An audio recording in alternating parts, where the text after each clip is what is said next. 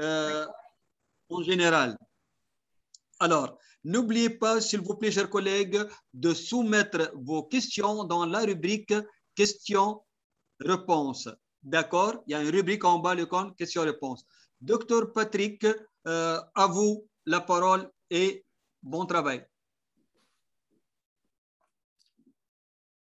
Merci, professeur, pour la présentation, la parole, l'invitation encore une fois. Bonjour, chers collègues. C'est pour moi un plaisir de venir discuter encore une fois avec vous cette thématique qui est d'actualité. D'actualité depuis un certain temps maintenant avec, n'est-ce pas, la survenue de la COVID-19. Un peu partout maintenant, nous avons le patient sous respirateur, sous ventilation mécanique, sous ventilation assistée. Et donc, cette question qui était déjà d'actualité sous d'autres cieux commence maintenant à refait surface avec vigueur dans notre continent africain, où finalement, on a de plus en plus de patients ventilés mécaniquement. Et donc, du coup, il nous est maintenant de plus en plus important de nous outiller pour faire face, n'est-ce pas, comme équipe de la PCI. Et cette situation n'est pas en train de changer. Et j'ai l'impression, je pense que vous avez aussi cette impression, que la situation va perdurer pour longtemps, n'est-ce pas? Et donc, je vais réduire un peu ma vidéo pour continuer peut-être je vais laisser voir si on n'a pas de troubles des bandelles. Professeur Chedli, vous pourriez me dire s'il y a un problème de connexion. Et donc, voilà, le petit plan que nous allons suivre, c'est que nous allons essayer de comprendre toutes les différentes terminologies encore, qui étaient, n'est-ce pas, dans la globalité des infections jadis dites nosocomiales, couramment maintenant appelées des infections associées aux soins. Nous allons voir cette terminologie et là, nous allons tirer, n'est-ce pas, les pneumopathies associées aux soins. Et là-dedans, nous allons encore aller tirer maintenant les pneumonies associées à la ventilation. Nous allons voir l'épidémiologie de manière générale, un tout petit peu de la pathogénie, le facteur de risque associé.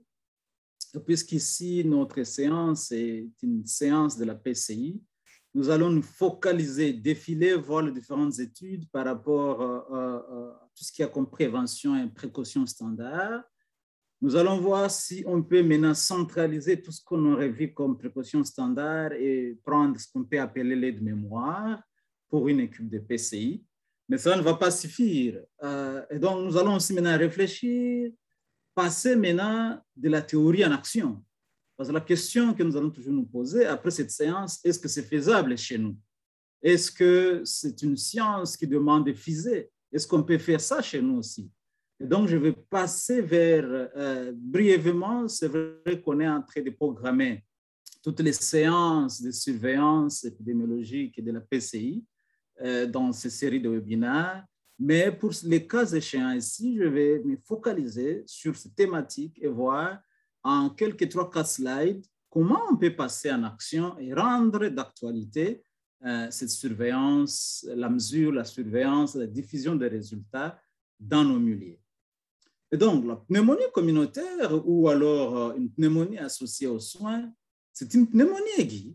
Et elle est dite d'abord, une pneumonie communautaire, c'est une pneumonie aiguë. Comme on les connaît, comme on l'a apprise, alors cela est communautaire si elle est acquise en milieu extra-hospitalier. Ou alors, si elle est acquise en milieu hospitalier, ça doit survenir après 48 heures. Mais si alors c'est une pneumonie communautaire, mais qui est découverte en milieu hospitalier avant 48 heures d'hospitalisation, cela reste une pneumonie communautaire. Alors, actuellement, on constate que finalement, les patients sont en train de recevoir des traitements en ambulatoire. Maintenant, on a les chirurgies du jour. Avec le service d'oncologie un peu partout, le patient peut venir, prendre son traitement et rentrer à la maison. Tout cela complique un peu la définition d'une manière ou d'une autre. On a aussi des forts traitements qui sont en train d'être conduits dans des maisons de retraite. Comment il faut classifier tout ça? Parce qu'avant, c'était simple. On disait tout simplement, écoute, on a une pneumonie communautaire et tout ce qui arrive à l'hôpital, nous l'appelons tout simplement comme pneumonie nosocomiale. mais de plus en plus, on fait une part des choses. Alors, maintenant, on s'accorde que si c'est nosocomial, ça doit advenir 2 jours après admission dans une structure de santé, peu importe laquelle. Et donc, cette structure peut être un service d'hémodialyse, comme je dis, quelqu'un qui est venu prendre sa chimiothérapie, etc. Et donc, là, je me disais, on va encore rentrer pour voir toutes ces infections liées aux soins. Je m'excuse. Une infection locale, c'est une infection localisée ou systémique causée par la présence d'un ou des agents infectieux, soit via l'air toxique, et qui n'étaient pas présents à l'admission dans un établissement des soins. Là, on a une définition d'une infection associée aux soins. Une infection est généralement considérée comme associée aux soins. Là, je suis en train d'insister, de marteler sur l'heure, si elle apparaît plus de 48 heures après admission.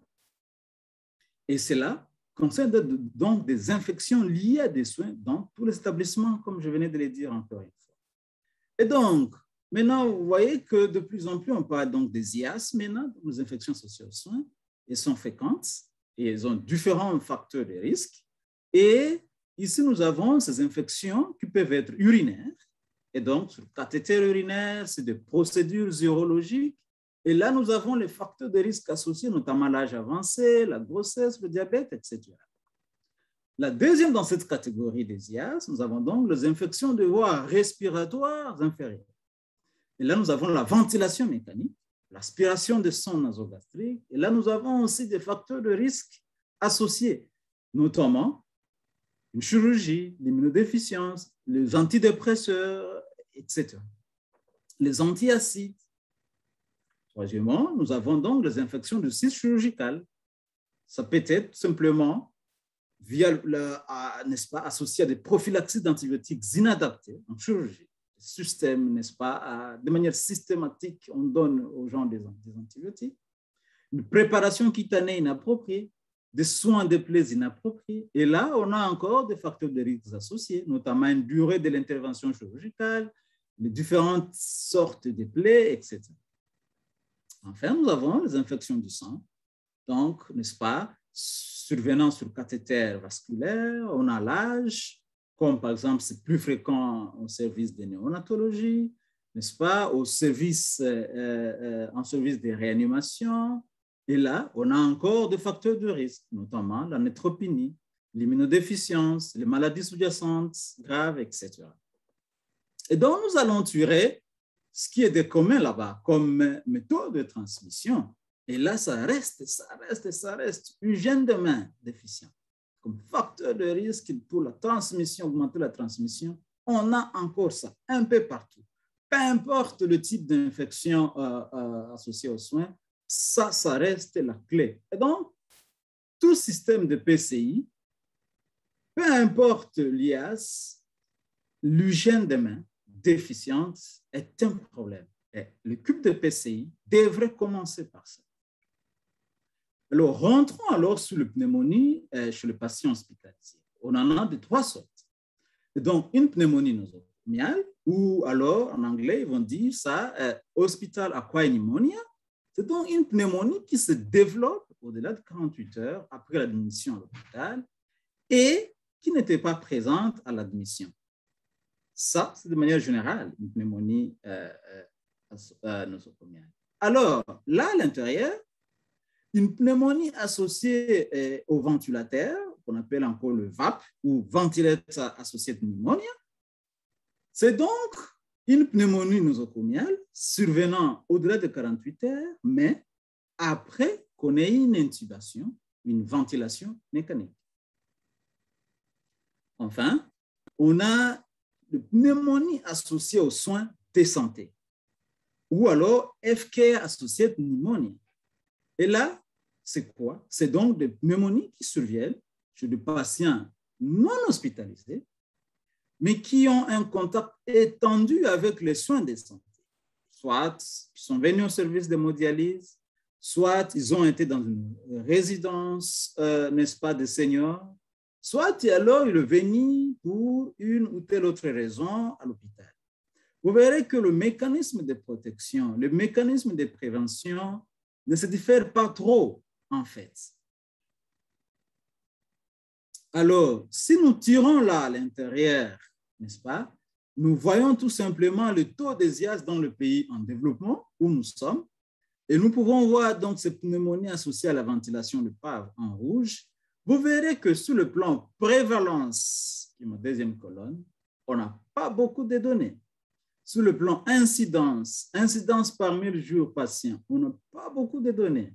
On a une incidence par 1000 jours dispositif médical, et là, on a une incidence qui varie entre 3 et 23. Donc, cela veut dire qu'il y a un problème sérieux des données.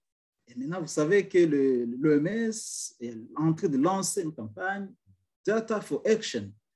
Comment vous voulez changer si vous n'avez pas de données, si vous n'avez pas quantifié les problèmes que vous avez? Alors, le VAP, donc, on a bien défini le temps. Généralement, 48-72 heures après l'intubation et le début de la ventilation mécanique. Une deuxième infection la plus courante en soins intensifs constitue 80% de toutes les pneumonies nosocomiales, responsable de la moitié de tous les antibiotiques, n'est-ce pas, consommés aux unités de soins intensifs, associés avec un risque accru de la durée de la ventilation mécanique. Augmente de 1 à 3% chaque jour et se concentre entre, n'est-ce pas, le premier 5 et 10 jours, comme vous pouvez voir sur ce bas chat ici à côté, donc en noir à droite. Vous voyez que ça se concentre entre 5 et 10 jours, 5e et 10e jour, c'est là qu'on en a beaucoup. Et alors, ça constitue la première cause de décès parmi les infections nosocomiales. Et donc, ça varie d'un pays à l'autre, soit première, deuxième, mais c'est associé à, n'est-ce pas, à un fort taux de mortalité quand on regarde tout ce qu'on a comme mortalité associée aux infections liées au soin. Quels sont les réservoirs? On sait bien qu'il y a l'oropharynx, la trachée, l'estomac, l'équipement des thérapies respiratoires, les sinus paranasaux, différents autres sanctuaires qu'on a et que je vais montrer, et tout ce qu'on a comme matériel d'intubation. Alors, pourquoi ça va ces réservoirs? Parce que la prévention passera par ces réservoirs. Réfléchir sur ces réservoirs, prendre une action par rapport à ces réservoirs, c'est là qu'on fera toute l'action de prévention, en effet. Vous savez bien que généralement, on parlait, n'est-ce pas, c'est un peu toute la terminologie, qu'il y avait le PAV précoce et tardive. De plus en plus, on s'accorde plus sur ça. On se dit, c'est une pathologie assez grave, il n'y a rien de tardif ou de précoce. On connaît bien les germes, et donc le pseudomonas, les SAMS, les acinetobactères, etc. On connaît les facteurs de prédisposition, notamment les scores de gravité à l'entrée. On connaît la ventilation prolongée et tant d'autres facteurs de risque sur lesquels je vais revenir. Et donc, du coup, focalisons-nous sur ça et de plus en plus, les gens s'accordent sur cette définition. Et donc, comme je disais, avec SARS-CoV-2, maintenant, on est en train de voir des patients de plus en plus ventilés un peu partout, assistés mécaniquement. Et donc, après ça, les autres patients qui vont arriver, ça va être maintenant courant qu'on commence aussi à les ventiler, peu importe leur étiologie. Et donc, ça nécessite la ventilation. Et donc, du coup, beaucoup d'hôpitaux ont acquis, n'est-ce pas, dans cette dernière année, n'est-ce pas, ils ont acquis cette technologie.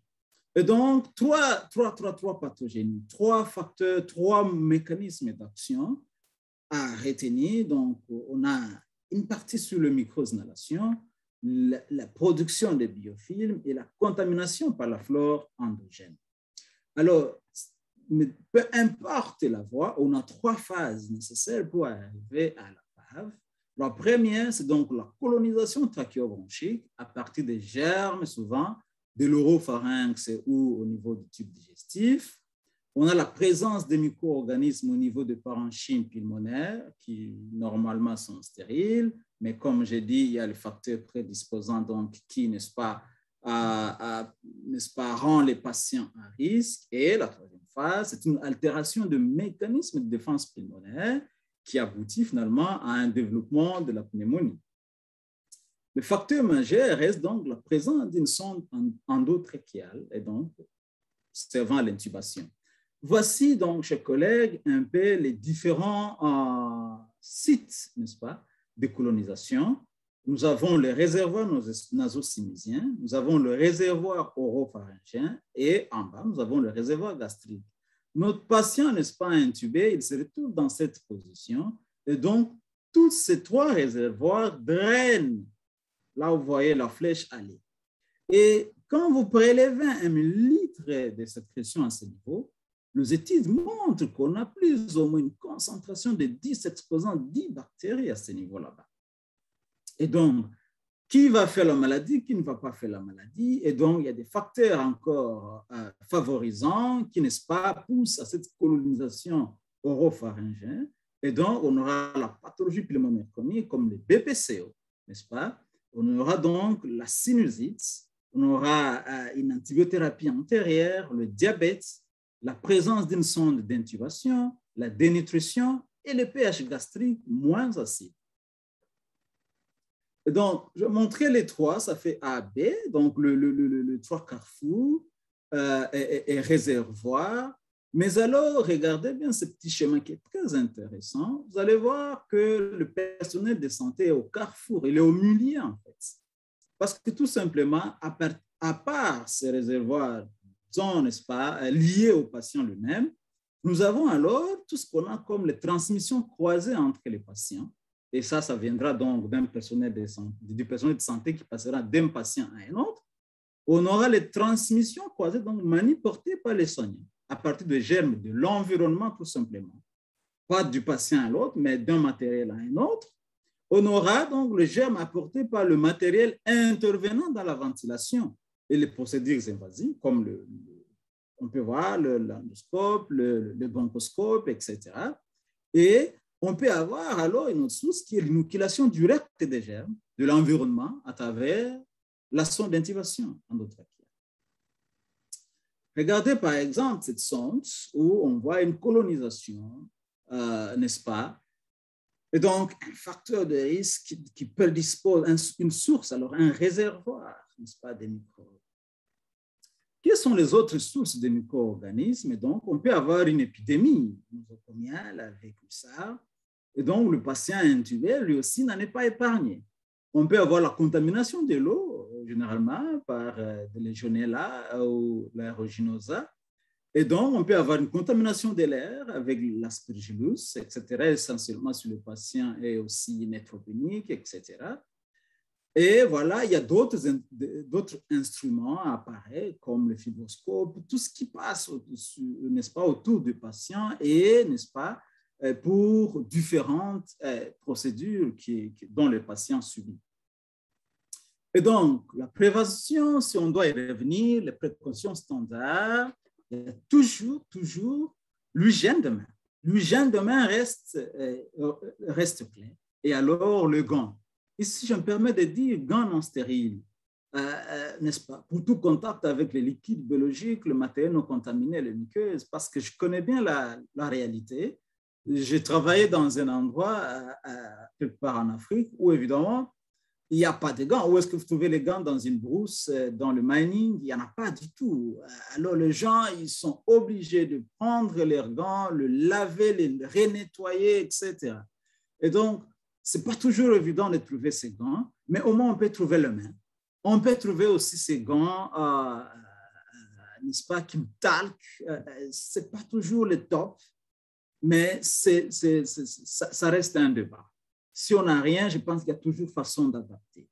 Les tabliers plastiques, si le risque de projection sont très majeurs, et évidemment le port de masque, de lunettes, si le risque d'aérosol est très, très, très grand. Et donc, cette prévention va finalement aussi porter sur la réduction de la durée d'exposition à risque, qui est l'intubation dans les cas présents. Et comment il faut faire? Il faut vite imaginer une ventilation non invasive.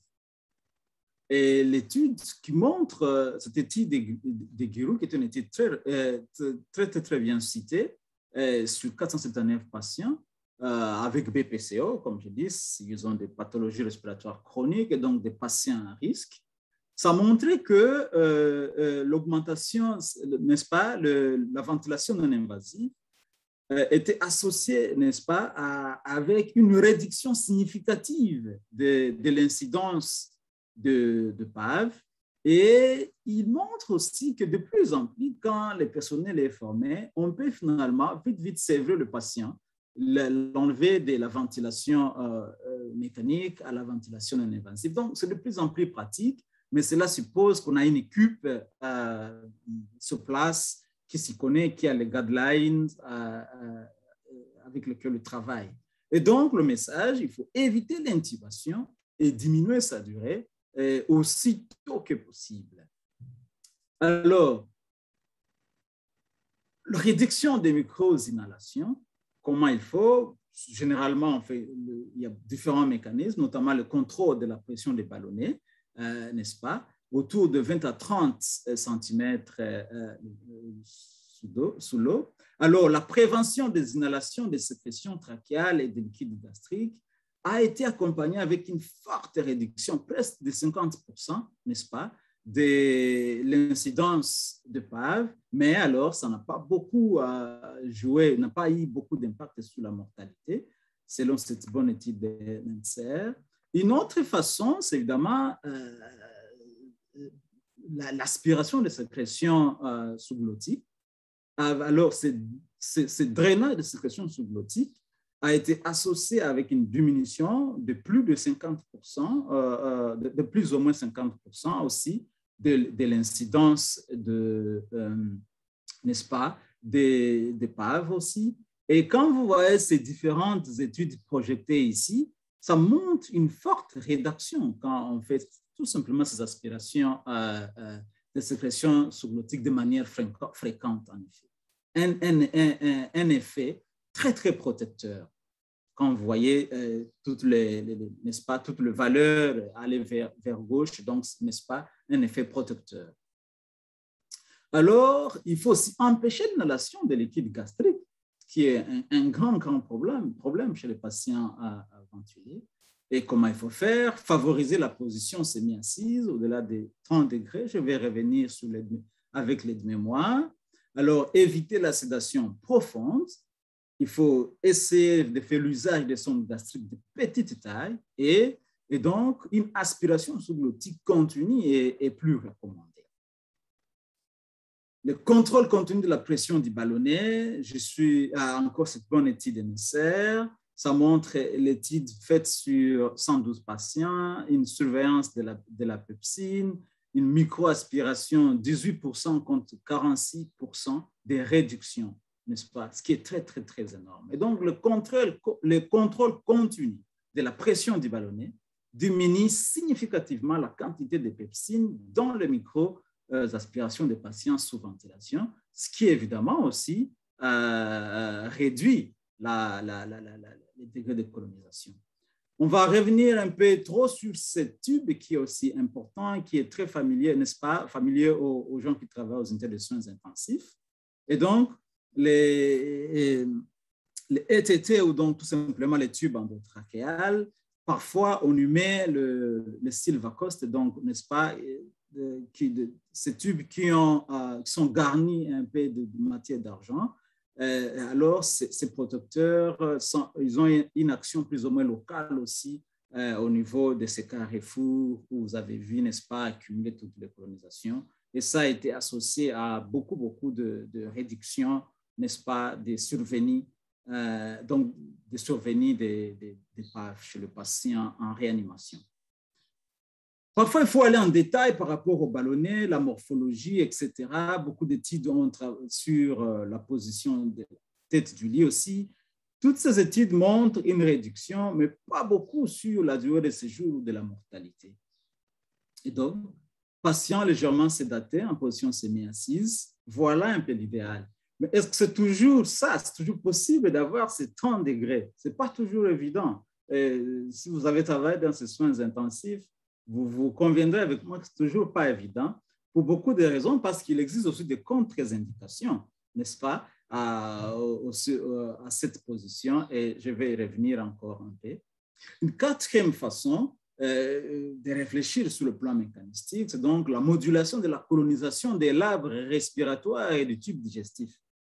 Alors, des études qui montrent que voilà, l'usage de chlorhexidine, où on va faire, n'est-ce pas, un rinçage d'abord du patient, enlever tout ce qu'il y a comme plaque et nettoyer la cavité buccale à la chlorhexidine, a réduit aussi, n'est-ce pas, de manière significative l'incidence de PAV chez des patients en réa. Mais évidemment, de toute manière pratique, est-ce que c'est des choses que nous faisons chez nous dans nos structures de soins? Ce n'est pas vraiment de gestes compliqués, mais la question, c'est d'y penser. Savoir qu'on peut faire ça et on peut vraiment éviter aux patients le calvaire. Alors, des études sur le probiotique, peut-être ce n'est pas trop courant chez nous, pas aujourd'hui ou demain, mais pour information, il y a beaucoup de gens parce qu'on s'est dit que, n'est-ce pas, les microbiomes des patients ventilés est perturbé. Et donc, si on complémentait un probiotique, n'est-ce pas, on peut arriver à réduire l'incidence, n'est-ce pas, des PAV. Et les études, par exemple, celle-ci a montré qu'il y avait une réduction de plus ou moins 30% d'incidence, n'est-ce pas, des PAV. Alors, il y a aussi les drainages sous-glottiques intégrés, donc le DSS. Ça aussi, ça donne des résultats très significatifs. Mais exactement aussi, il y a un effet modeste, mais bénéfique sur la mortalité. Ce qui fait de ça comme, n'est-ce pas, une procédure IPC très importante parce que ça réduit aussi la mortalité. Et donc, quelle serait l'aide-mémoire alors? On a parlé beaucoup de pratiques, mais qu'est-ce qu'on peut retenir comme aide-mémoire pour une équipe de PCI dans un milieu à faible revenu?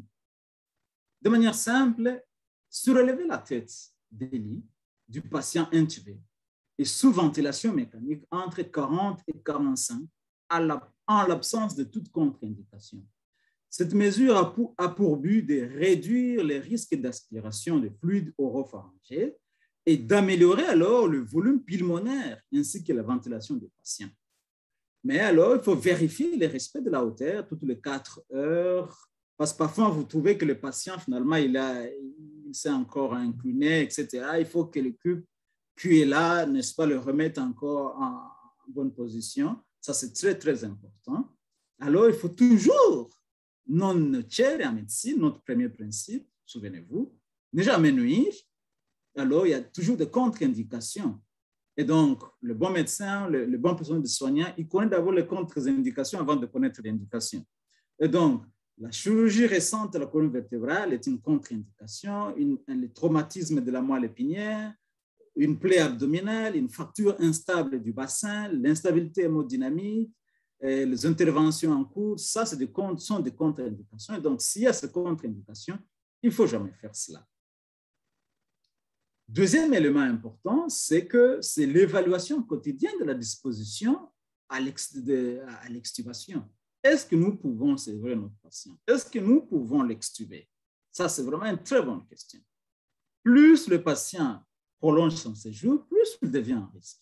Et donc, cette évaluation doit être quotidienne à chaque tour de salle. Même si vous le faites 2-3 fois, c'est toujours très intéressant. Et pas une personne, c'est mieux toujours une équipe. Parce que l'évaluation quotidienne de la disposition à l'extubation devrait porter dans l'ordre sous la réduction minimum de la sédation et la vérification de la capacité du patient à respirer sans assistance. Et donc, ici, il faut alors intégrer la ventilation non invasive dans le protocole de ventilation. Troisième élément important, c'est le drainage des sécrétions sous-glottiques. Et là, on utilise donc un tube endotrachéal avec un système de drainage des sécrétions sous-glottiques intégré. Parfois, on n'en a pas dans nos structures, mais évidemment, on n'en a pas aussi parce qu'on ne sait pas que c'est aussi très important à ce point pour prévenir cette pathologie aussi morbide. Et donc, aujourd'hui, l'objectif, c'est encore, n'est-ce pas, nous amener à pouvoir intégrer ça dans nos services de réanimation. Généralement, on parle des inhalothérapeutes, mais dans nos conditions, on n'en a pas. On a toujours un kinésithérapeute, enfin, on a un physiothérapeute, mais souvent, chez nous, on l'appelle même kiné dans beaucoup de structures. On a un kinésithérapeute. Et donc, lui-même, il peut facilement être formé et intégrer le service. Parce que généralement, ce genre de physiothérapeute, on le voit dans beaucoup d'hôpitaux qu'en orthopédie. Et donc, de plus en plus, l'équipe de PCI devrait le ramener, ne fût-ce qu'un, si on en a 2 ou 3, venir faire le tour de salle aussi aux unités de soins intensifs pour n'est-ce pas, pour beaucoup d'autres raisons que vous connaissez, notamment la mobilité précoce, etc. Et donc, ici, nous insistons beaucoup sur l'usage de tête avec DSS, et c'est là parce qu'on a vu que non seulement que ça réduisait le risque, mais aussi ça diminuait le taux de mortalité. 4e élément, donc, c'est les soins buccaux. Ce sont les soins buccaux, n'est-ce pas, avec une décontamination orale au moyen de la chlorhexidine. Geste très simple, mais salutaire. Les soins buccaux et décontamination orale au moyen de la chlorhexidine, juste utiliser 15 ml de solution de chlorhexidine, 12%, 0,12%, toutes les 12 heures, à la suite de l'administration des soins buccaux, incluant un brossage des dents et une succion de sécrétion buccale. Et ça, je suis passé dans beaucoup d'hôpitaux en Afrique. Je n'ai pas vu dans beaucoup d'hôpitaux les gens faire ces petits tests aussi banals qu'ils soient, et salutaires et très significatifs sur le plan PCI. Parce que tout simplement, on a vu que la colonisation oropharyngée ainsi que celle de la plaque dentaire sont des facteurs de risque pour le PAR, car il existe une concordance élevée entre les bactéries qu'on y rencontre et celles du liquide d'aspiration trachéale. Les preuves sont toutefois insuffisantes pour permettre une recommandation définitive concernant la méthode à adopter et les produits à utiliser pour les soins buccaux. C'est comme ça que vous voyez parfois les gens utiliser le bicarbonate, etc. Mais alors, utilisez au moins quelque chose, de manière simple, même si vous n'avez pas la chlorhexidine 0,12%, commencez par ces rinçages réguliers des patients en réanimation, n'est-ce pas? Essayez d'enlever les tartres dentaires, le plaque, si vous le pouvez, et ça, c'est déjà salutaire. Alors, si on peut faire un peu plus, c'est toujours mieux. Autre pratique, regardez encore l'image d'Ignace Philippe, le père, n'est-ce pas, le pionnier des lavages de mains, qui, seulement avec le lavage de mains en Autriche, n'est-ce pas, en son temps, il a diminué ce qu'on appelait en ce temps-là la pandémie ou l'épidémie n'est-ce pas, des infections puerpérales. Et donc, du coup, en postpartum, et donc, du coup, avec cet acte simple, avant de mettre et après avoir retiré les gants, lorsque les mains sont visiblement souillées ou pas, après le contact avec l'environnement du patient, toujours se laver les mains. Et donc, et une façon simple, si on n'a pas de robinet dans les hôpitaux, vous allez dire, écoute, monsieur, nous, on n'a pas de robinet dans toutes les salles. Et je vous l'accorde, c'est tout à fait normal. Mais ce qu'on sait avoir actuellement, maintenant, on sait avoir de petits bassins bien faits où on peut faire en plastique des petits dispositifs de lavage de mains. Et j'adore vraiment cette façon d'adapter les choses. Et donc, du coup, on n'a plus de raison de ne pas adapter ça, peu importe les conditions dans lesquelles on travaille. Alors, un autre élément très important, c'est la nutrition. Vous savez très bien, plus on initie la nutrition intérieure de façon sécuritaire dans les 24 à 48 heures suivant l'admission aux soins intensifs, plus on aide le patient en effet. Pourquoi? Parce qu'il y a beaucoup de choses qui entourent la nutrition des patients. Si on introduit les sons de gros calibre par voie orale, il est acceptable aussi d'introduire des sons de petits calibres par voie nasale. Parce que vous savez que s'il y a ces rétros, n'est-ce pas, du flux gastrique, et donc du coup, ça va tout simplement aller augmenter encore le flux au niveau du carrefour oropharyngé, et donc, n'est-ce pas, appellation des pathogènes là-bas. Bien vérifier le bon emplacement de la sonde gastrique avant de dépister l'alimentation ou d'administrer une médication. Parce que si seulement ce n'est pas bien en place, on a aussi cette pneumonie d'aspiration, n'est-ce pas, qui complique encore les tableaux. Bien positionner les patients en tout temps, tête surélevée surtout par rapport à son alimentation. J'arrive dans une structure de santé où on fait seulement, demande à l'infirmière par curiosité, vous donnez assez, est-ce que ce patient a mangé? Oui, il a mangé. Vous avez fait les gavages? Oui, il a fait les gavages. Nous avons fait le gavage. Combien vous avez donné? Non, nous avons donné ce que la famille a amené. La bouillie qu'ils ont préparée, nous avons donné. Mais combien? Non, c'était une cruche, vous savez. Et donc, du coup, parfois, on ne prend pas compte du résidu gastrique. Et vous savez qu'il ne faut pas aller au-delà de 500 millilitres. Et donc, la préférence, c'est parfois aller de manière continue chez ce genre de patients. Et donc, du coup, c'est rare, parfois, tu passes dans les dossiers médicaux où tu vois que le médecin ou l'infirmier, ils se sont assis et calculé les besoins alimentaires en termes de millilitres chez les patients.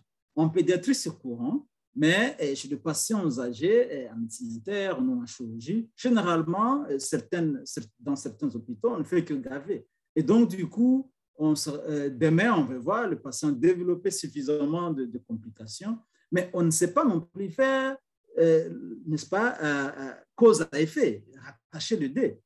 Mais alors, si on connaît que c'est un danger, alors on peut se dire non, c'est parce que ce patient, il en a eu beaucoup par rapport à son résidu gastrique.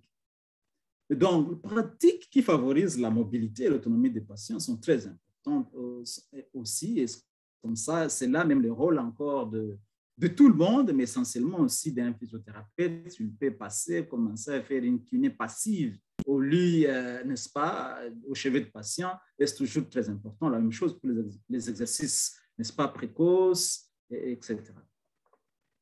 Et donc, des pratiques, il y en a beaucoup. Vous verrez que ces pratiques ne se différencient pas. C'est presque le pratique standard. Ces pratiques ici courantes que nous avons sur les autres infections associées aux soins sont aussi pratiquées chez le même patient, notamment changer les circuits respiratoires uniquement lorsqu'il est visiblement souillé ou qu'il présente des problèmes de fonctionnement. Et ça, et donc, sur tous les dispositifs invasifs, il ne faut jamais les changer de manière régulière quand il n'y a pas d'indication, parce que chaque manipulation est une source d'infection.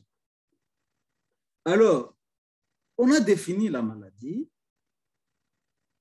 on a regardé l'ampleur, nous avons le mémoire de ce que nous pouvons faire, mais la question la plus importante, est-ce que nous pouvons implémenter ça dans nos structures?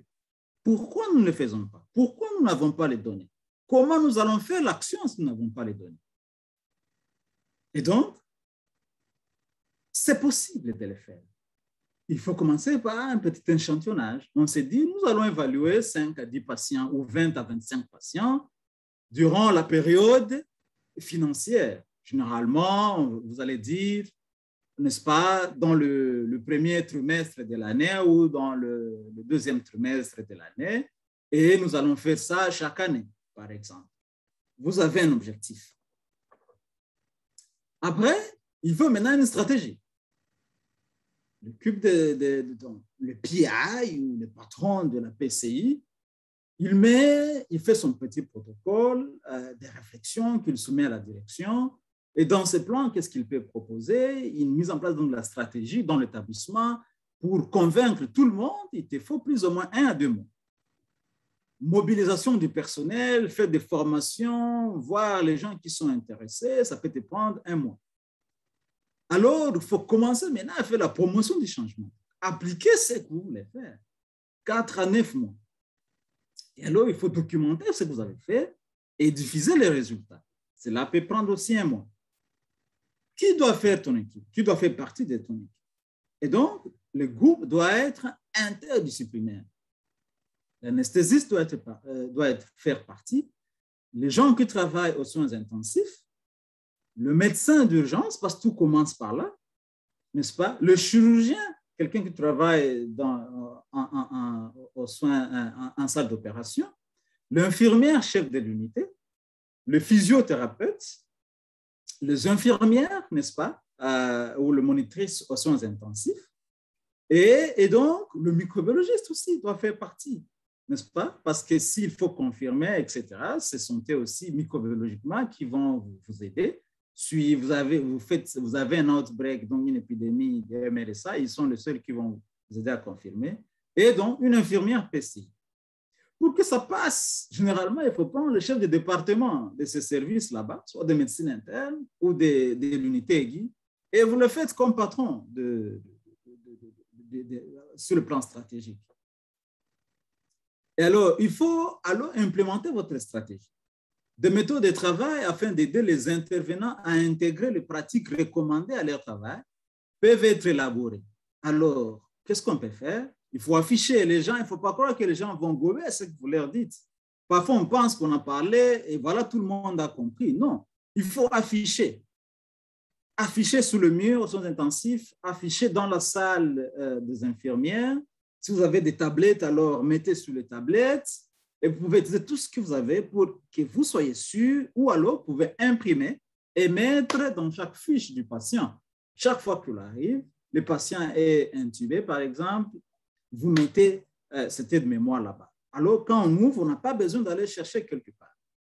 Alors, il faut se mettre une liste d'actions à accomplir quotidiennement sur le dossier des usagers ventilés.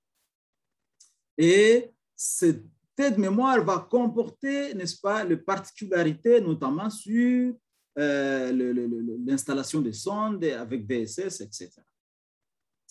Alors, quelles sont les variables qu'il faut récolter? Parce que vous voulez montrer qu'il y a PAV ou il n'y a pas. Et vous devez montrer, vous voulez quantifier pour qu'il y ait action. Et donc, il faut sélectionner bien les variables. Il faut savoir bien définir ce qu'il faut.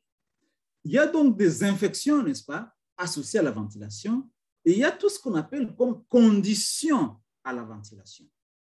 Qu'est-ce qu'on appelle conditions associées à la ventilation? Et donc, vous avez un patient ventilé depuis plus de 3 jours, et n'est-ce pas, qui a eu plus de 2 jours de stabilité ou d'amélioration et qui présente, n'est-ce pas, à la suite d'une détérioration de la saturation d'oxygène, 2 des critères suivants: la température élevée ou diminuée, le globule blanc au-delà de 12 000 ou inférieur à 4 000, et il y a et là-bas, donc c'est additionnel, une introduction d'un nouvel agent antimicrobien pour une durée d'au-delà de 4 jours. Alors là, vous avez défini votre condition associée à la ventilation. Vous n'avez pas encore confirmé que ces patients avaient une infection associée à la ventilation. Et donc, là, on aura encore 2 possibilités. On a le pneumonie associée à la ventilation qui peuvent être probables et d'autres peuvent être tout simplement définis comme possibles. Cela est fonction de ce que vous avez sous la main. Et donc, tout le monde peut faire quelque chose. Par exemple, définir ces conditions ici, vous n'avez pas besoin, n'est-ce pas, de quelque chose de sophistiqué. Au moins, le globule blanc, on le mesure un peu partout. Même dans la forêt, les gens peuvent ne pas avoir la créatinine, mais peuvent savoir au moins faire le globule blanc. Et donc, la température, simple thermomètre, et vous voyez, vous avez au moins défini les conditions associées à la ventilation. Alors, pour se dire que c'est une infection, il y a des définitions, comme j'ai dit, vous pouvez faire, c'est une PAV probable ou alors possible. Quand est-ce qu'on dit qu'une PAV est probable? Et donc, le patient est ventilé depuis plus de 3 jours, plus de 2 jours, il est stabilisé, ou alors il y a une amélioration, mais présente par la suite une détérioration de l'oxygène. Alors, il doit remplir quelques conditions. Soit la présence de sécrétions respiratoires purulentes, faciles à voir, à l'œil nu, détectées à partir de plusieurs spécimens cliniques répondant aux critères d'une PAV possible. Et l'un des critères suivants, soit alors une culture de sécrétion endotrachéale ou de sécrétion provenant d'un lavage broncho-alvéolaire, des tissus pulmonaires, d'un échantillon prélevé par brossage protégé, ou alors un proxy par DESA, si vous savez en avoir. Deuxième élément, la présence est donc soit d'une culture de l'écoute pleurale positive. Mais alors, cette culture doit être, il y a un bémol là-bas. Le spécimen doit avoir été prélevé soit par une ponction pleurale ou alors lors d'installation d'un premier drain thoracique et non, très important, par le prélèvement provenant d'un drain thoracique déjà en place. Cela ne définit pas une culture de l'écoute pleurale positive pour le patient sous PAP. Analyse alors aussi d'histopathologie pulmonaire positive, ou alors vous avez le légionnaire qui est positif, le prélèvement des sécrétions respiratoires positives, soit pour des virus de grippe, virus respiratoire syncytial, ça vous donne la possibilité de définir une PAV probable. Une PAV possible. Docteur Patrick, il vous reste 5 minutes. Hein? Ah ouais, on va donc conclure très rapidement. Ouais. Donc, ici, je disais comment vous définissez vos variables. Soit vous avez une condition tout simplement associée à la ventilation, soit vous avez une PAV qui est probable ou possible. Voilà, on a les différentes définitions. Après, je disais, écoute, on va faire finalement des actions. Chaque jour, qu'est-ce qu'on va faire dans notre surveillance? Vous avez ça. Des choses à cocher. Matin, midi et soir. Vous mettez la date, vous signez. Et donc, on a dit nécessité du cathéter central, est-ce qu'on en a besoin ou pas? Nécessité de la sonde, nécessité de l'intubation, site du cathéter, état de pansement du cathéter, possibilité d'installer une sonde à drainage sous-glottique intégré, DSS, possibilité, n'est-ce pas, de contamination bicale avec chlorhexidine. Chaque 12 heures. On coche ce qui n'a pas été fait en médecine, ce qui n'a pas été écrit n'a pas été fait. Voilà pourquoi on doit mettre ça. Avec ça, vous avez vos indicateurs. Vous savez si réellement on a adhéré au protocole, parce que vous avez ça, vous devez venir le voir toujours, et vous avez déjà défini vos variables. Il va vous rester le mesurage, l'estimation. Et il semble que c'est vraiment, n'est-ce pas, obligatoire que dans tous les hôpitaux où on intube les patients, où on les assiste, on doit déclarer ça obligatoirement. Et donc, partout où on a un service de réanimation, c'est une obligation. Dans certains pays, comme le Canada, la France, on trouve même ça. Vous devez le faire et afficher sur, n'est-ce pas, les sites publics, et tout le public doit voir ça. Alors, si on ne peut pas le faire, ne fût-ce qu'on peut communiquer à la direction, au service et à la direction provinciale, par exemple. Qu'est-ce qu'il faut mesurer? Par exemple, si vous voulez voir cela chez les adultes, vous allez prendre votre numérateur comme le total des cas de pneumonie après 48 heures de ventilation assistée aux soins intensifs. Vous allez le multiplier par 1000 pour voir le 1000 jours. Et alors, le total, donc le dénominateur, ça va être, n'est-ce pas, total du jour où les patients, ce sont les adultes de 18 ans et plus aux soins intensifs qui ont été branchés sur le respirateur.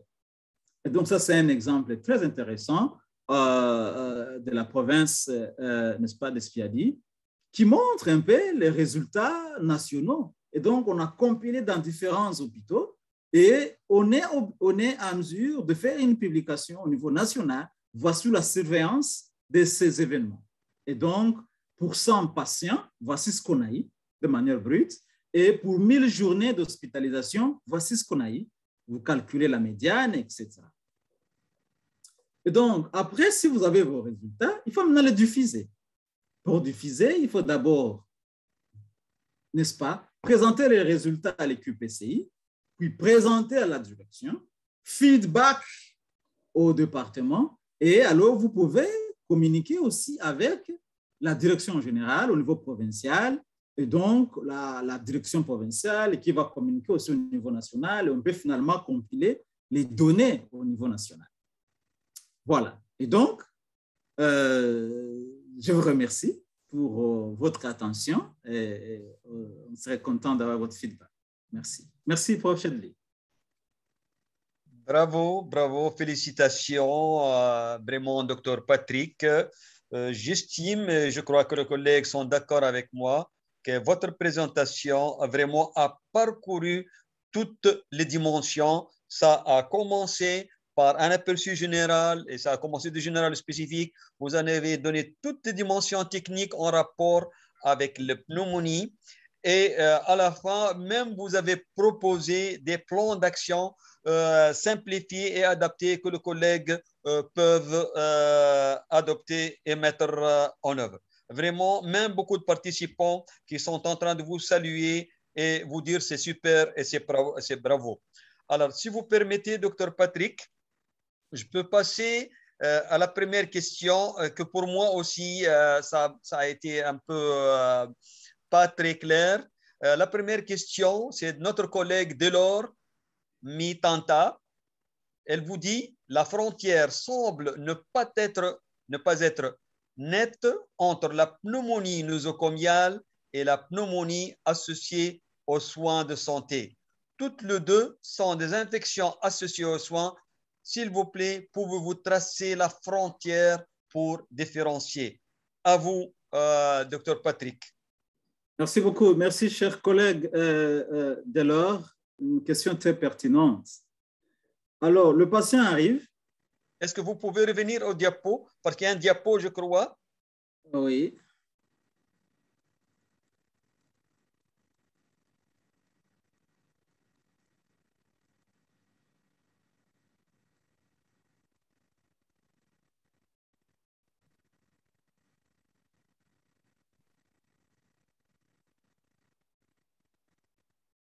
Je crois qu'il y avait un diapo qui fait la différence. Ça. Oui, ouais, c'est là. Et donc, une pneumonie nosocomiale, ça arrive chez les patients qui sont hospitalisés.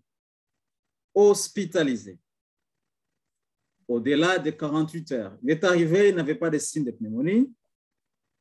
Et du coup, il développe des signes, comme on a dit, soit une PAV probable ou possible.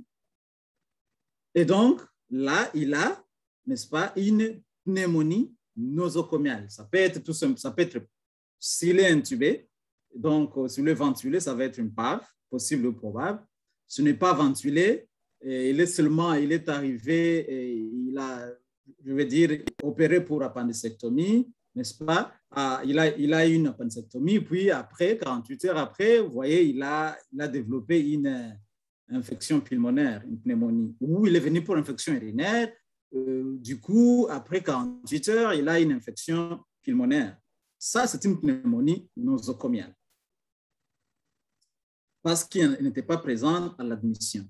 Mais alors, une pneumonie associée aux soins de santé, ça arrive chez un patient qui n'est pas hospitalisé, mais qui a une histoire d'avoir été à l'hôpital. Et ça, je vais donner un exemple simple. Un patient en onco qui est arrivé prendre sa chimiothérapie.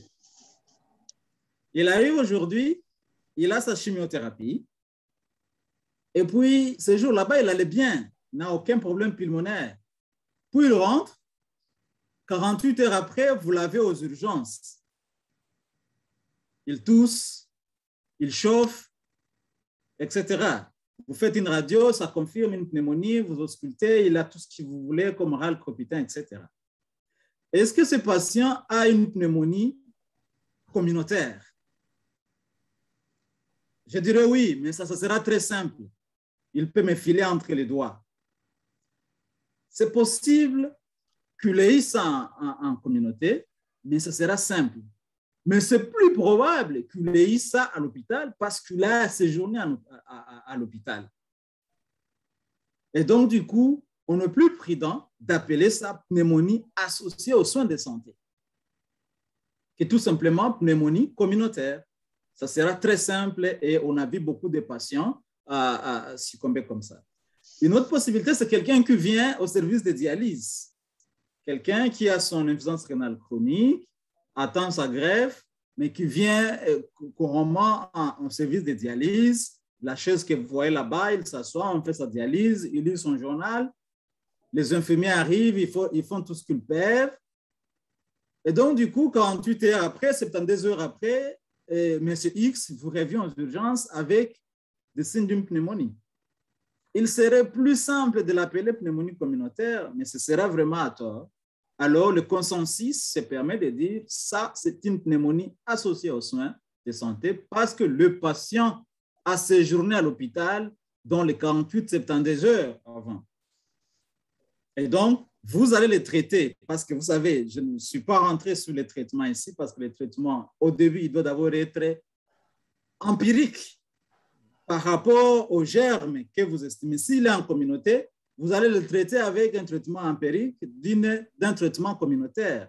Mais alors, si vous savez qu'il est passé à l'hôpital, et donc vous allez le traiter avec en tête le germe nosocomial. Voilà donc la différence qu'il y a là. Oui. Merci. Merci, Dr Patrick. Je crois que la différence est nette entre communautaire et associé aux soins. Ce que je propose, et je sollicite, est-ce qu'il est possible, s'il vous plaît, que ce sous-groupe d'infections associées aux soins, que ce soit des pneumonies nosocomiales ou le pneumonie associée au ventilateur, ou le pneumonie associée aux soins de santé, vu qu'ils ont quelques déterminants ou quelques facteurs communs, comme ils se développent 48 heures après l'admission, comme ils n'ont pas été présents dans l'admission, pour faciliter l'approche et la compréhension, ne pas le regrouper ensemble. C'est de là que nous venons, professeur Chedli. Dans le temps, on disait c'est ma pneumonie nosocomiale.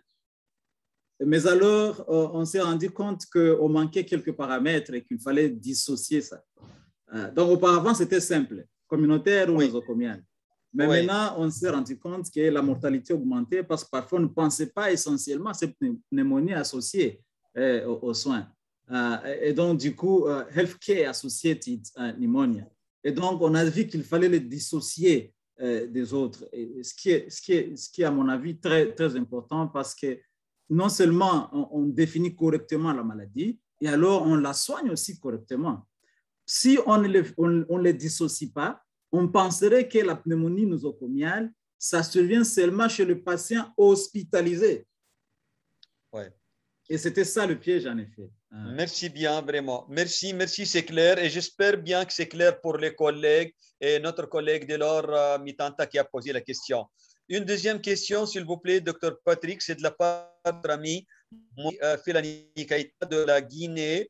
Il vous dit, s'il y a une indication d'hygiène des mains après le contact avec l'environnement du patient, faut-il faire l'hygiène des mains avant le contact avec l'environnement du patient? Ne pas faire l'hygiène des mains avant le contact avec l'environnement du patient ne constitue-t-il pas patient? Est-ce que vous avez saisi le lien avec sa question? Environnement, milieu de patient et hygiène de main.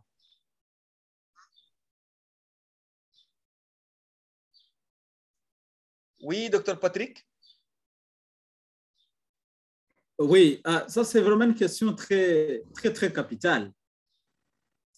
Je dirais que la réponse est simple en fonction du lieu où on se trouve. Elle est complexe en fonction du lieu par rapport au lieu, en fait. Parce qu'à des lieux où c'est facile d'avoir de l'eau, se laver, on le fait tout le temps, et c'est imaginable, que ce soit avant, après, etc. La théorie est simple. C'est qu'en théorie, je vais voir mon patient, je me lave les mains. Je termine à me laver les mains, je me lave les mains. De manière simple. Et donc, maintenant, la question la plus importante, c'est la praticabilité.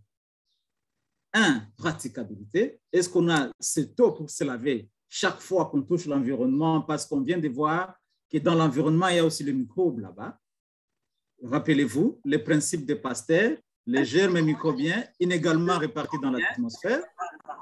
Et donc, du coup, si je sais que les microbes sont partout, je me lave les mains avant de toucher mon patient et juste après. Mais la faisabilité, comme j'ai dit, quand vous entrez dans beaucoup de salles de soins, il n'y a pas de l'eau. Et c'est là le piège. Il faut d'abord commencer à trouver les dispositifs pour se laver les mains. Et comme j'ai essayé d'insister, je suis en train d'insister sur ça, peu importe où on se trouve, maintenant, le génie de l'Africain, c'est qu'on commence à avoir des petits seaux où finalement, on peut avoir l'eau coulante, pas courante, coulante, avec un petit robinet, n'est-ce pas? Courante, c'est qu'on se lave seulement comme ça et l'eau dans un bassin, ça c'est très mauvais. Mais coulante, c'est que ce dispositif qui est reperché probablement sur un tabouret. Et alors, on a un bassin en bas. Vous pouvez ouvrir les robinets et vous lavez les mains avant et après le patient. Avant et après chaque geste. Oui, merci vraiment. La troisième question, il y a des collègues qui ont levé la main. Je vais revenir et prendre quelques-uns. Juste je passe à la troisième question de la part de notre ami Félix Sabot. Alors, il dit bonjour, prof. Bonjour, docteur Patrick. Merci pour cette brillante présentation. Je voudrais savoir si l'utilisation du gel ou de solutions hydroalcooliques peut tout aussi bien contribuer à la prévention et au contrôle d'infection dans certains cas comparé au lavage d'humains. Par ailleurs, pourrait-on avoir la présentation? Notre collègue Dr Sabo, il est de Burkina Faso. Alors, vous répondez, sinon je vous donne une petite pause et je réponds, Dr Patrick? Oui, allez-y, professeur. Oui, merci pour votre question, Dr Félix. Oui, Dr Félix, comme vous l'avez dit, l'usage quand on parle des produits de solutions hydroalcooliques, les solutions hydroalcooliques, ça inclut les produits fabriqués, que ce soit en état liquide ou gel ou mousse, qui contiennent un principe actif qui est l'alcool, dont un pourcentage en degrés qui dépasse le 65 à 70%.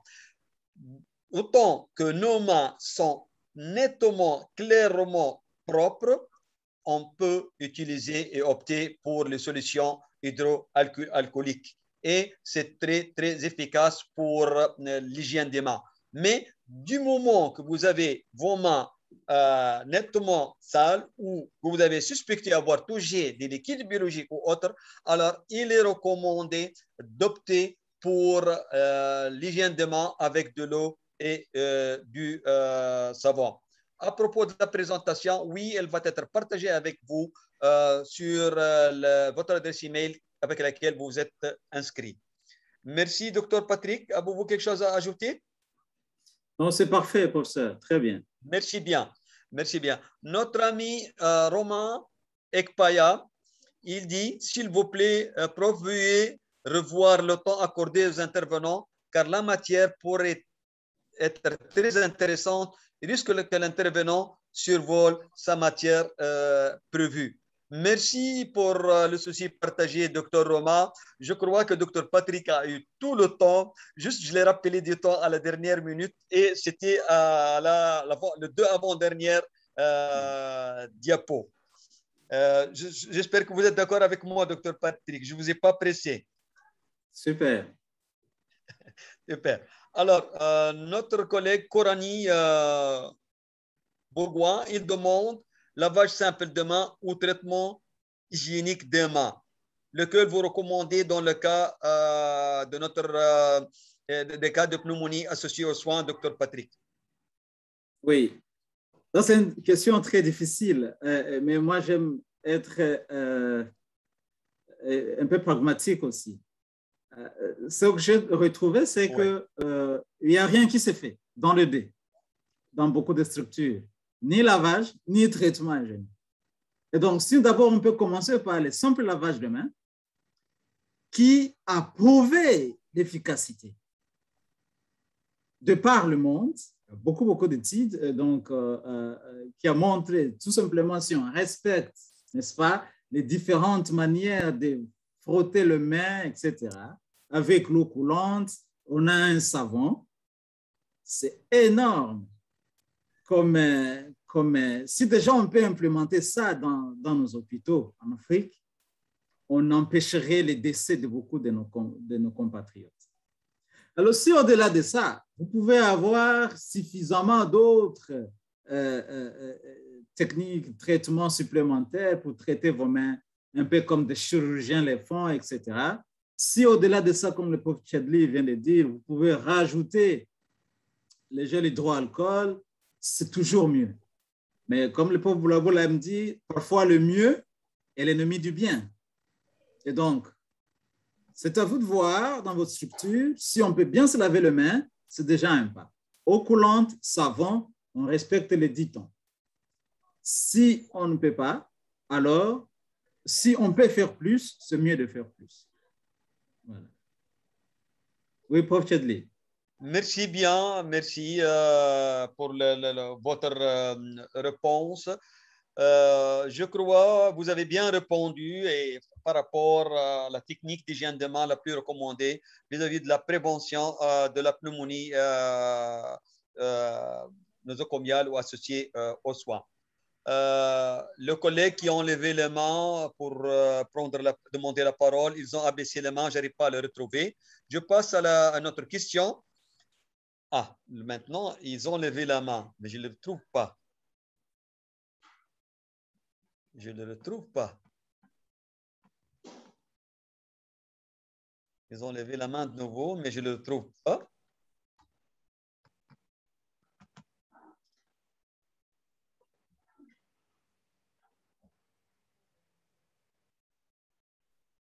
Ils peuvent taper dans les Q&A, comme ça on les voit. Oui, j'ai tapé, mais ça n'apparaît pas. Non, non, je veux dire, les amis qui ont levé la main, ils peuvent taper dans les Q&A, comme ça on voit facilement leur nom. Oui. Alors, l'autre question, c'est de la part de notre collègue et ami Fodé Lansana Camara. Il dit bonjour à tous, c'est Dr Fodé Lansana depuis la Guinée-Conakry. Ma question concerne les infections associées aux soins. Comment peut-on appeler une infection qui survient chez un patient traité à domicile par un personnel de santé, c'est-à-dire en dehors de l'établissement de santé? Vous voulez répondre, Dr Patrick? Vous allez m'aider, c'est la question la plus difficile. Oh oui, oui. Je ne connais pas trop. Je peux commencer, oui. Vous pouvez me compléter. Oui. Merci, Dr Fodé. Bon, la première réponse que je vous donne, Dr Fodé et chers collègues, pour les infections prodiguées par un professionnel de santé en dehors d'un établissement de soins,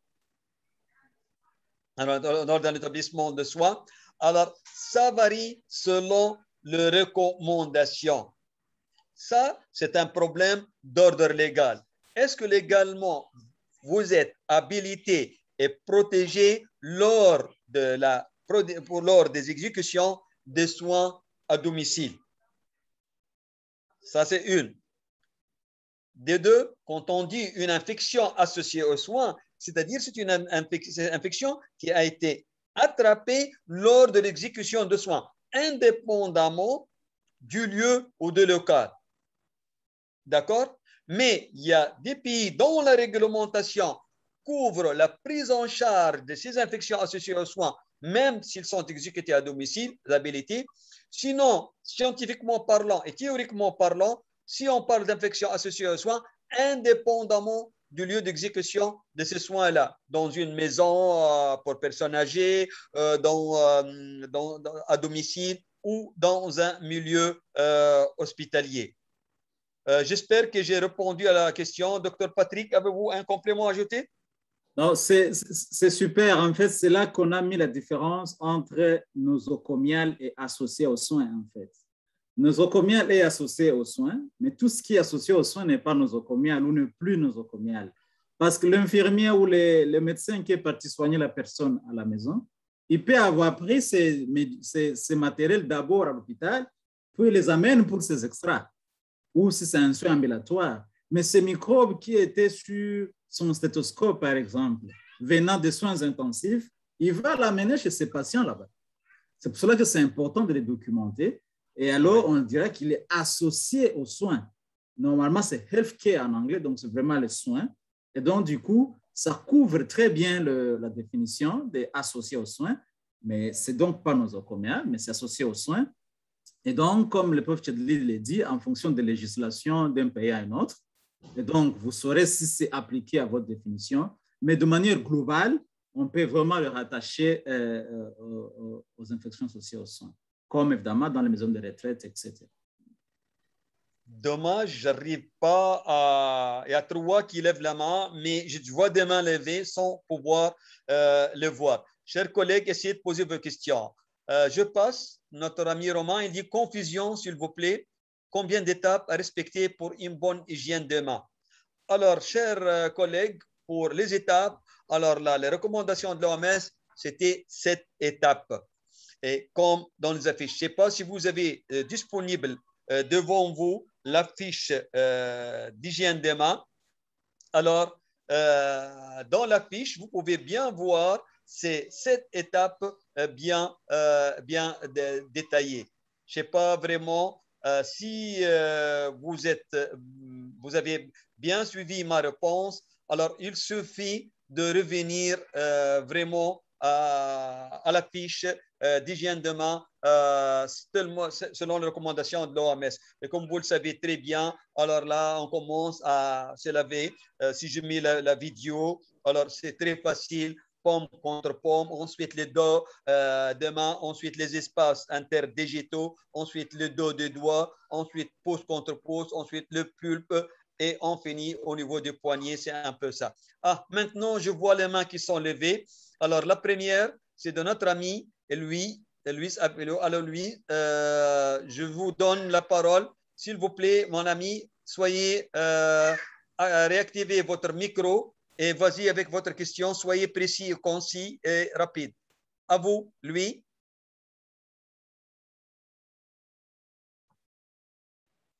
Oh non, ma question, ma question est déjà prise en compte déjà. Je vous remercie. Déjà, Oui. merci bien, merci bien. Je passe à notre ami Bamouri Baro. Bamouri, à vous, s'il vous plaît, mais soyez rapide et concis. Bamouri Baro, activez votre micro, s'il vous plaît, à vous la parole. OK. Je voulais répondre à la question sur les infections associées aux soins et puis sur les différentes étapes du lavage des mains. Bon, je commence d'abord par les différentes étapes du lavage des mains. Selon l'OMS, on a 5 étapes. Il y a l'étape d'abord de mouiller les mains. Ensuite, on prend le produit et puis on frotte les mains. Dans cette étape de frotter les mains, il y a plusieurs sous-types de frotter les mains entre les espaces interdigitaux, les pouces, etc. Tout ça, ça fait partie de l'étape de frotter les mains. Ensuite, après avoir frotté les mains, on va rincer. Ça fait 4e étape. Et 5e étape, c'est de sécher les mains. Maintenant, Oui, concernant oui, attendez, les s'il vous plaît. infections. Attendez, s'il vous plaît. Alors, ce que vous dites est vrai, mais quand on parle de cette, l'indépendamment de la subdivision que vous avez réalisée, quand on a parlé de cette, c'est-à-dire depuis comment la technique, comment on fasse l'hygiène de main. Mais le préalable, Oui. la préparation, l'eau, tout ça, et mettre la quantité de savon, tout ça, jusqu'à sécher les mains, c'est inclus. Oui. Oui. Rapidement, votre deuxième question, s'il vous plaît. Concernant les infections associées aux soins. Oui.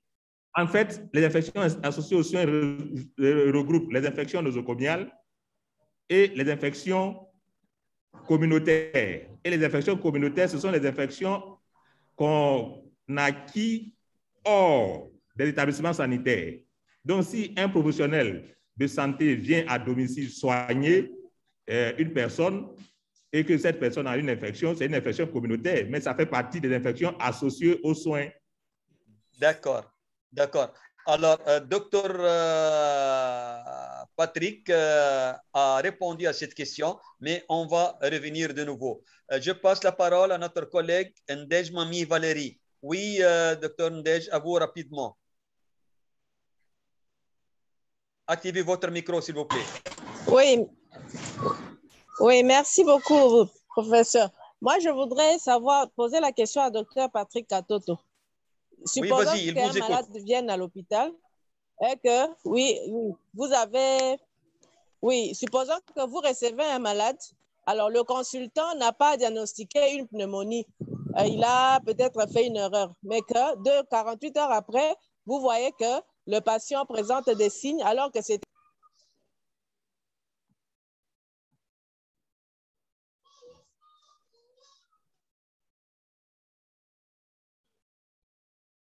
Oui. Réactivez votre micro, s'il vous plaît. On a perdu.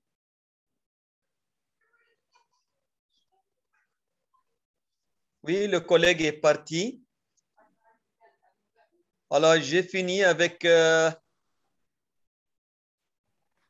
Allô, professeur? Oui. Oui, en fait, je suis docteur Acho Blaise, mais je n'ai pas eu le lien pour suivre la conférence. Donc, c'est un ami qui m'a passé son lien, le camarade Bamori, Baro. Donc, Oui, ce qui fait que mon nom oui. ne s'affiche pas. C'est son nom qui s'affiche quand je parle. Ah, votre nom ne s'affiche pas. Oui, Bon, je sais pas, moi, c'est docteur Acho Blaise. je ne peux pas vous aider à résoudre ça. Écrivez, s'il vous plaît, exactement votre problème. Je vais essayer de répondre directement parce que c'est personnel. Oui, dernière question, c'est de la part de notre ami Olin Gachou du tout. Oui, à vous, Olin. Olin, activez votre micro, s'il vous plaît. À vous. Bonsoir, monsieur. Bonsoir, professeur. Oui, à vous, s'il vous plaît. Vas-y. Bonsoir, professeur. Ma question est la suivante. Je veux savoir si le gel peut remplacer de l'eau. En fait, pour dire, si on se purifie avec le gel, est-ce qu'il est possible encore de se laver les mains? Je suis désolé. Écrivez votre question. La qualité de son n'est pas audible. D'accord? Écrivez votre question. Je suis désolé. Alors, merci, chers collègues. Je vais revenir. Oui, écrivez votre question parce que la qualité du son n'est pas audible, s'il vous plaît. Il pleut tellement ici.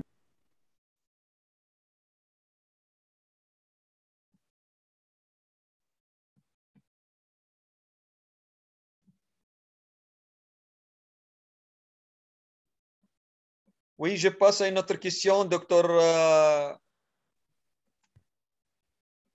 Patrick. Vous êtes encore là? Oui, je suis là, professeur. Oui. Alors, je crois qu'il y a des confusions avec les étapes à respecter pour une bonne hygiène de main. Est-ce que vous pouvez clarifier ça? Je n'arrive pas à saisir exactement le souci de deux collègues qui ont posé la main. Il y a un autre même qui a dit. Oui, moi je pense que vous avez donné la bonne réponse. Et je crois que c'est ça, nous suivons les guidelines de WHO. Et c'est vrai qu'il y a suffisamment d'articles là à l'intérieur, mais le plus important pour moi, c'est, j'aime rester sur le plan pratique en effet. Est-ce que nous le faisons? Oui, c'est ça. C'est très important. On n'a pas de données en Afrique, en fait. C'est parce qu'on ne le fait pas. Parce que d'abord, on peut commencer par le faire. Qu'est-ce qui nous manque pour que nous puissions le faire? Alors, les guidelines des WHO sont connus. Donc, le prof a donné les étapes. Et je pense qu'il faut suivre ces étapes là-bas. Le plus important, est-ce qu'on utilise l'eau? Moi, j'aime rester sur ça. Est-ce qu'on utilise l'eau? Oui. L'eau propre, oui. Est-ce que l'eau est coulante? Oui. On le fait avec quoi? Simple savon. Ça peut faire l'affaire, peu importe où on se trouve. On peut faire plus, je continue à le dire, en fonction du milieu où vous vous trouvez. Vous êtes aux cliniques universitaires à Tagebel. Moi, j'ai travaillé dans des cliniques universitaires, je vais dire, quaternaire, genre Saint-Luc à Bruxelles. Je travaillais dans un petit centre de santé où je fais des chirurgies, dans un petit hôpital où vous avez comme projecteur une torche sur le front ou une lampe tempête. Et quand nous parlons ici, nous essayons de voir toutes ces réalités et comment on peut les adapter. Donc, si vous savez ce qu'il faut faire dans votre hôpital, faites-les. Mais le plus important ici, est-ce qu'on a aussi les basiques? Pour tout le monde, même celui qui est dans le bush, est-ce qu'il peut savoir suivre les différentes étapes calmement et être sûr qu'il y a une adhérence chez tous les personnels de santé? Parce qu'on peut bien faire un débat ici, mais est-ce qu'on va dans votre hôpital, commencer par les urgences, est-ce qu'on le fait? Et c'est là, moi, ma crainte, et c'est là, ça, vraiment, si on se donne le temps d'être ici, c'est tout ça. Voir est-ce qu'on peut susciter ça chez nos camarades dans nos hôpitaux. Quand un patient est accueilli aux urgences jusqu'à sa sortie, dans toute la chaîne, est-ce que les gens se lavent les mains? n'infuse qu'avec du savon. Est-ce que cela est fait? Maintenant, si vous voulez une documentation, je vais mettre un lien de WHO dans les liens où on peut suivre vous pouvez lire calmement sur toutes les étapes les plus importantes et les détails associés. Mais le plus important, est-ce que nous le faisons? Merci pour ça. Merci bien. Rapidement, parce qu'il y a beaucoup de questions qui arrivent. Alors, la question qui a été posée par deux collègues, surtout il y a notre collègue Ali Maïsem, c'est par rapport à le fardeau des infections urinaires qui occupent la première place selon les statistiques que vous ont montrées par rapport aux autres infections associées aux soins. Alors, cher collègue Ali, oui, on va prendre en considération et j'espère dans le futur, avec nos autres collègues, on va essayer d'aborder ce sujet-là. Notre collègue Baroui demande, après la profusion de produits d'hygiène de main, y a-t-il une liste de bons produits recommandés? Alors, les produits recommandés, et ce qu'on dit toujours, et même mon collègue a fait allusion maintenant, c'est un produit qui est disponible sur le marché, mais optez pour le produit d'hygiène de main qui sont à l'état liquide, qui sont sans colorant et sans odeur. C'est-à-dire ceux qui sont éviter ceux qui sont parfumés et ceux qui sont colorés parce qu'il y a plus de produits chimiques qui ont été additionnés. Optez pour notre savon, le pain de savon ordinaire qu'on fabrique à partir de l'huile de palme. Alors là, surtout s'il ne contient pas de soude, il est à pH neutre et il est efficace pour l'hygiène des mains et en plus, il préserve notre peau. Il n'est pas nocif pour nous. Alors, je réponds. pH liquide, un savon liquide, pH neutre, sans colorant, sans odeur, c'est-à-dire le minimum de produits chimiques. Il y a une question pour vous, Dr Patrick, de notre ami Korani. Il dit quels sont les micro-organismes régulièrement isolés dans le PAVM, le pneumonie, la ventilation mécanique. Je crois que vous avez parlé de ça. Oui, je viens de mettre dans le chat ce petit truc de l'OMS dont je parlais. Et donc, le lavage des mains, mains au savon et à l'eau. Vraiment, savon et mains. Vraiment, si on peut faire ça, on se serait rendu vraiment un bon service. Comme je dis, si vous pouvez mettre le gel hydroalcool, etc., en fonction du milieu où vous êtes, faites-le. Le plus important aussi, c'est la durée. 40-60 secondes. Et les étapes, vous avez 0 lavage jusqu'à vous pouvez y aller comme vous voulez. Et donc, le plus important, tout le monde peut lire ça, aller comprendre à la maison, affiché dans les structures, mais le plus important, s'il vous plaît, est-ce que nous le faisons? Voilà. S'il vous plaît, une question rapide. Oui, une question rapide. Il vous dit, le collègue Gourani, quelles sont les indications d'une réintubation de patient? Et je crois que peut-être derrière ça, est-ce qu'il y a plus de risques lors de réintubation, extubation, réintubation des patients?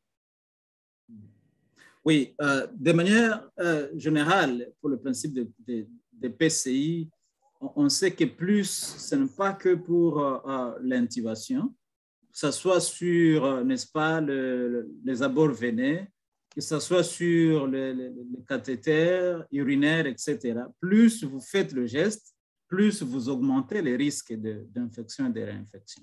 Oui, donc, si on peut le faire le moins possible, c'est toujours vraiment le plus important. C'est comme ça qu'il faut le protéger.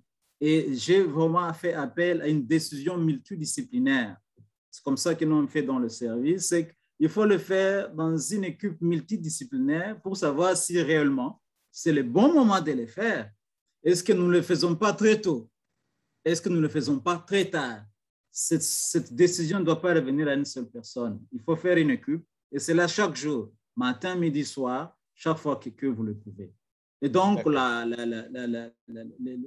les éléments qui vous poussent à réintuber un patient, c'est évidemment la perturbation, évidemment, n'est-ce pas, de saturation encore. Toutes les indications de l'intubation, ce sont ça reste les mêmes indications pour la réintubation, en effet.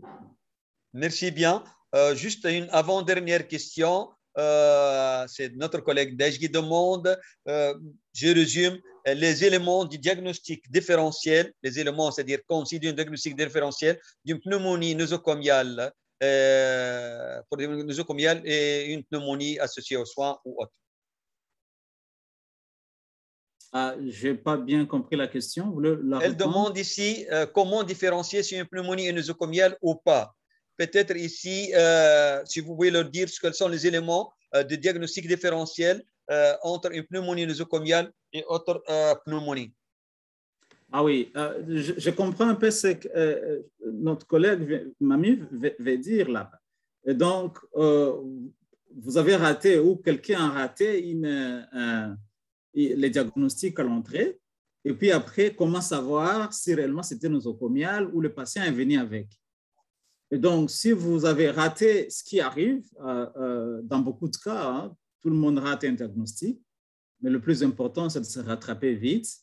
Si on a raté un diagnostic et que finalement, on vient voir qu'il y a une pneumonie après, tant que vous ne l'avez pas eu au début et qu'il n'y avait pas de signes en rapport avec une pneumonie au début, et que vous avez votre diagnostic 48 et à 72 heures, il faut d'abord traiter ça comme une pneumonie nosocomiale. Alors, si après, vous vous rendez compte qu'après, n'est-ce pas, culture par exemple, après culture, le patient monte des germes, par exemple un acynobactère, vous avez des germes multirésistants, alors là, vous pouvez vous dire que ça, on est d'accord que ces germes étaient probablement nosocomiales. Mais vous continuez à les traiter comme tels.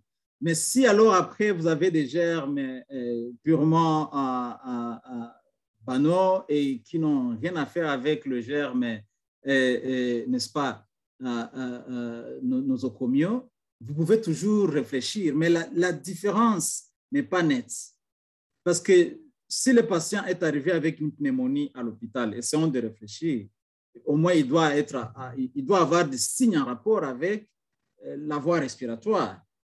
Et donc, du coup, ça peut vous pousser sur la ligne, vous pouvez vous dire que nous étions en train d'investiguer au moins un syndrome respiratoire, quelque part, de condensation pulmonaire simple, etc., etc.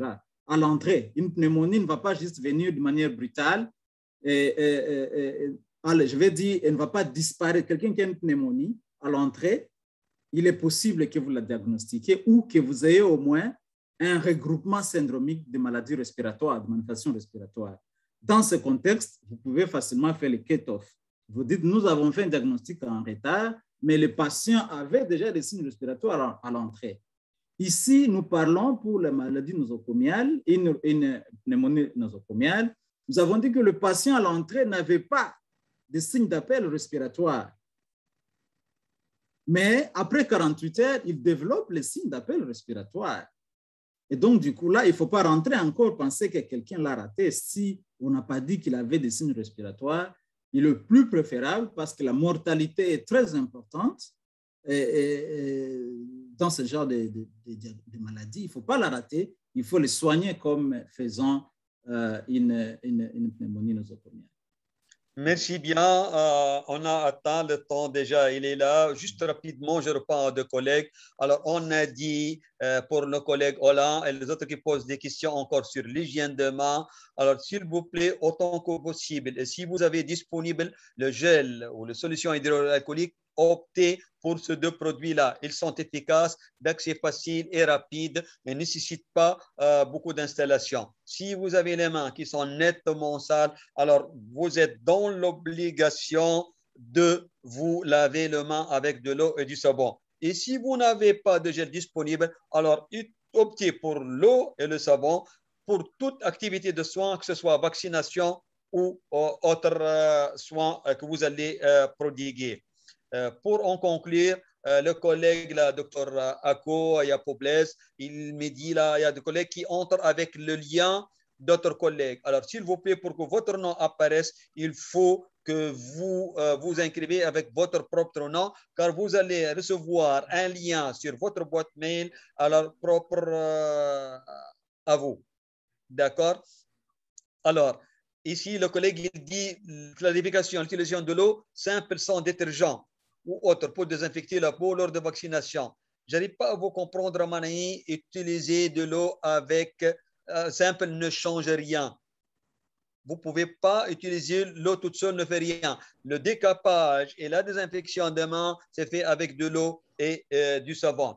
Alors, pour en conclure, chers collègues, en votre nom, je tiens de nouveau à remercier notre orateur aujourd'hui, Dr Patrick Katoto. Je remercie en votre nom, je remercie au nom de tous les panélistes, de nos organisateurs, que ce soit Africa CDC ou ICANN. C'était très pertinent et à chaque fois, c'était pareil avec Dr Katoto et je l'espère le revoir avec nous dans d'autres présentations.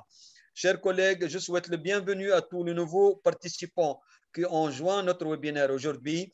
Et n'oubliez pas de vous inscrire et partager les liens avec vos contacts et vos collègues.